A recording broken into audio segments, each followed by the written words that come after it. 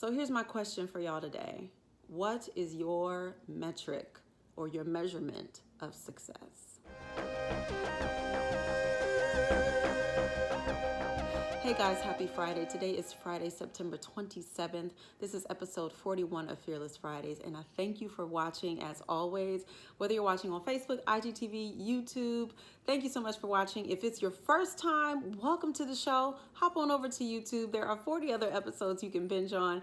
And if you are a return watcher, thank you for joining me again. Thank you for the likes, loves, comments, shares, all that good stuff. So this is my question that I want to ask you today. How are you measuring your success? What is your measurement of success? How are you determining your measure of success? I guess that was 3 questions. But I think when we are in school, when we're in elementary, middle, high school, even college, university level, our measure of success, the way we determine whether or not we have been successful, is kind of cut and dried, kind of straightforward. You learn some information, you hopefully retain that information. Whether or not you've retained and understood the information is measured by a test or an exam or a paper or a presentation of some sort. And then you get a grade on that thing. Your instructor, your teacher, your professor gives you a grade on whatever it is you have presented, whether it was a test or a presentation or a speech or a paper or whatever it is. And so that grade determines whether or not you have been successful, and that grade will determine whether or not you move on to the next level. So measuring success in school is kind of straightforward, kind of cut and dry. And then as we grow into adulthood, as we grow into our lives as adults, as we grow into our careers and our personal relationships as adults, our measure of success is not as cut and dry. You don't have somebody giving you a test, giving you an exam, calling upon you to write a paper or something like that. You don't necessarily have that. So my question is, how are you then measuring your success? Have you decided for yourself what success looks like to you, or are you allowing something else or someone else to determine whether or not you have been successful? Are you allowing society to determine whether or not you have been successful? Are you allowing your career or your job situation or your family, your community, your social circle? Are you allowing these things to determine whether or not you have been successful? Are you allowing your bank account? Are you allowing your bank account and the amount of money you have in the bank to determine whether or not you've been successful? Are you allowing your material possessions to tell you whether or not you have been successful? Ask yourself, what is your measure of success? How are you deciding whether or not you have been successful? Some parents will say, well, I think I'm successful if my kids are healthy and happy and well-adjusted and doing well in school and doing well in life, not causing trouble, then I consider myself a pretty successful parent. You might be in a career where you make a certain amount of money by a certain age, and that determines whether or not you have been successful. Again, I ask you, how are you determining your success? What measurement or metric are you using to determine your success? And this is what I want to caution you against. I want to caution you against allowing fear to set the measurement for your success. And here's what I mean by that. We've all encountered people who will say, lower your expectations, no disappointments, all these things. We've heard people say things like that. And a lot of times I think people say things like that because they have allowed their measure of success to be so low because they're afraid that they will not actually hit a higher goal.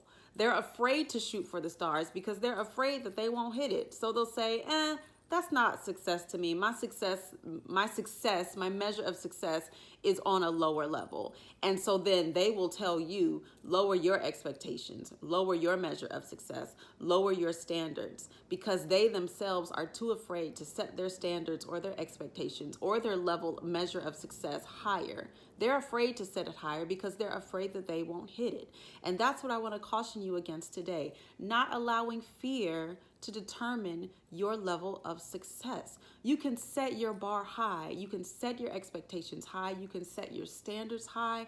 You can set your measurement for success high, and then you can work to reach that. You do not have to allow yourself to be so afraid that you won't reach it that you say, you know what? I'm not going to set my bar that high because I'm afraid that I actually won't get there. I was talking to a friend the other day, and I was talking to, most of you guys know I'm an actor, and I was talking to a friend about the kind of roles that I want to play and the kind of things that I want to do, and how, I'm not currently seeing a lot of the types of things that I want to do in my career. And of course, as actors, whenever we say that, the response is always, well, you have to write it, you have to create it.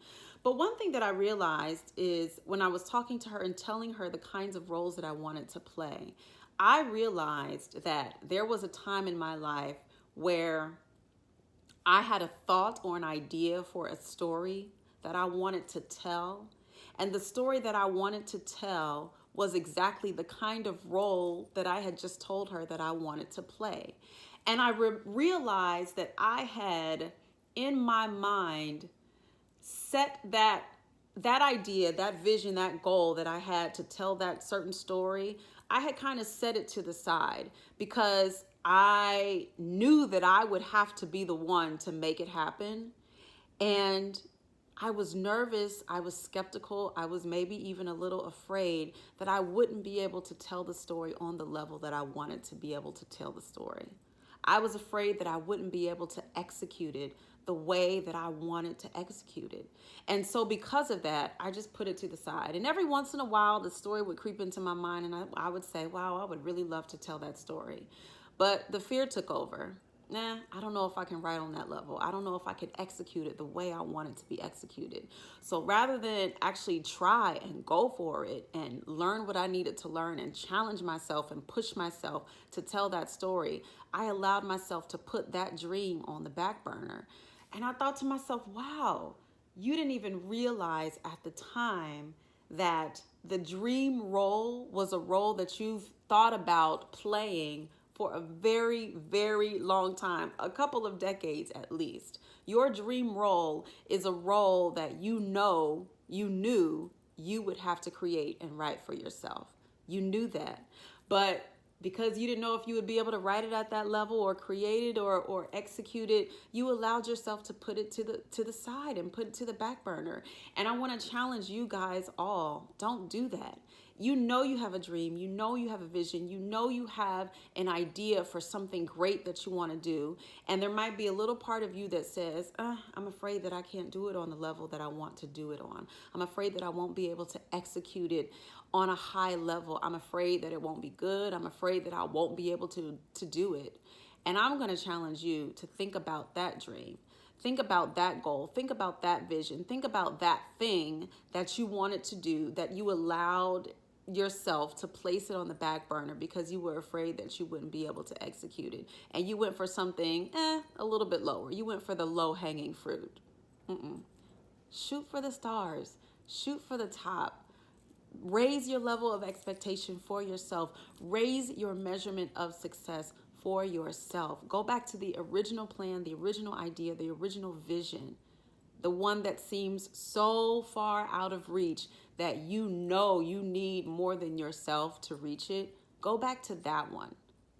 Go back to those standards. Go back to that dream. Go back to that high measurement and that high expectation for yourself, and then go for it. Don't allow yourself to accept the low-hanging fruit or the low expectation or the low measure of success because you're afraid to go for the higher thing or the bigger thing. Don't let fear be your measurement of success. Don't let fear set your standard lower because you're afraid to set your standard higher. So that's what I want to share with you guys today. Be aware of how you are measuring your success. You are able to determine how you measure your success, but don't allow fear to determine how you measure your success. As always, fear is stupid. Get out in the world, live, love, go, do, be. Happy Friday. I'll talk to you next week. Bye-bye.